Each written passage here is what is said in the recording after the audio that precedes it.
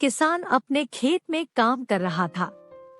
तभी उसने एक बौने को एक जगह पर मिट्टी खोदते हुए देखा।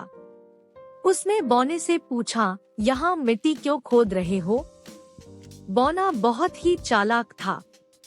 उसने वहाँ एक घड़े में कुछ पत्थर भरकर दबा दिए थे। सबसे ऊपर उसने सोने का एक सिक्का रख दिया था। यह सोने का सिक्का उसने किसान को दिखाया और बोला, यहाँ खजाना दबा हुआ है। ये देखो, अभी अभी मुझे सोने का यह सिक्का मिला है।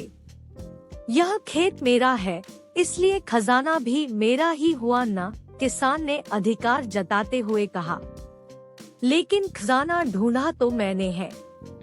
अगर तुम ये खजाना लेना चाहते हो तो तुम्हें मेरी एक शर्त माननी होगी, बौना बोला।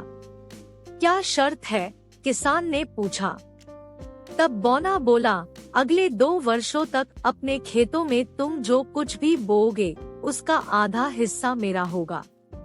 अर्थात जो फसल उगेगी उसका आधा हिस्सा तुम्हारा और आधा हिस्सा मेरा। किसान ने कहा, ठीक है, मुझे मंजूर है। यह बात सुनकर बौना मन ही मन खुश हो गया।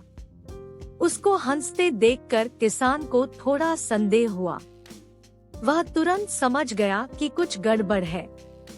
उसने बौने से कहा, सुनो, मेरी बात पूरी तो होने दो। अगले 2 वर्षों तक मैं जो कुछ भी उगाऊंगा उसको हम 2 भागों में बांटेंगे। जमीन के ऊपर जो उगेगा वह सब तुम्हारा और जमीन के नीचे जो कुछ उगेगा वह मेरा। बोलो ठीक है?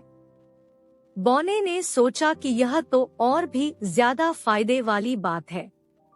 खेत में गेहूं, चावल, जौ, मक्का जो कुछ भी उगेगा जमीन के ऊपर उगेगा वह सब मेरा होगा और नीचे की जड़ें किसान की होंगी। वह मन में सोच रहा था, कैसा मूर्ख किसान है। लेकिन किसान मूर्ख नहीं था। उसने अगले 2 वर्षों तक खेत में सिर्फ गाजर और आलू बोए।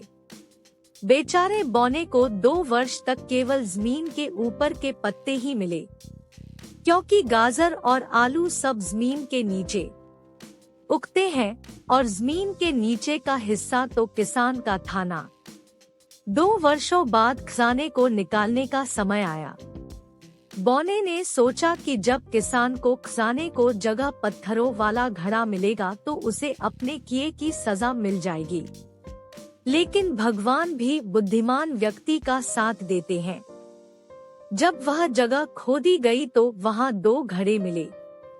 एक तो वही जो बौने ने दबाया था, पत्थरों से भरा हुआ, और दूसरा सचमुच सोने के सिक्कों से भरा ही। इस तरह किसान को धन भी मिला और धान्य भी।